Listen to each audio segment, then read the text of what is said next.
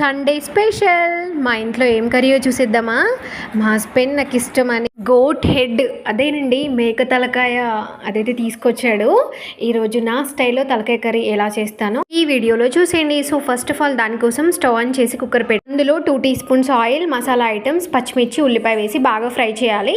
అవి కొంచెం ఫ్రై అయ్యాక అందులోకి అల్లం, పసుపు వేసి అవి కొంచెం మిక్స్ చేసి మనం ముందుగా కడిగి పెట్టుకున్న తలకాయ కూర, పుదీనా వేసి బాగా ఫ్రై చేయాలి. ఆయిల్లో మంచిగా ఫ్రై అవ్వాలండి. ఆయిల్లో కొంచెం నాన్ వెజ్ స్మెల్ అనేవి పోయేలా కొంచెం ఆయిల్లో ఫ్రై అయ్యాక అందులోకి తగినంత సాల్ట్, కారం అండ్ మసాలా పొడి, ధనియా పౌడర్ వేసుకొని మీరు ఎంతైతే సూప్ కావాలనుకుంటారో కన్సిస్టెన్సీ అన్ని వాటర్ అయితే వేసుకొని కుక్కర్ విజిల్ అయితే పెట్టేయాలి. 10 విజిల్స్కి పర్ఫెక్ట్గా ఉడుకుతుంది తలకాయ కూర అనేది. సో తర్వాత మూత తీసి చూస్తే మన కన్సిస్టెన్సీ అనేది ఇలా దగ్గర పడుతుంది. ఆ తర్వాత మనం కొత్తిమీరతో గార్నిష్ చేసుకుంటే ఎంతో టేస్టీ అయిన తలకాయ కూర రెడీ. నచ్చిందా? సబ్స్క్రైబ్ చేసేయండి.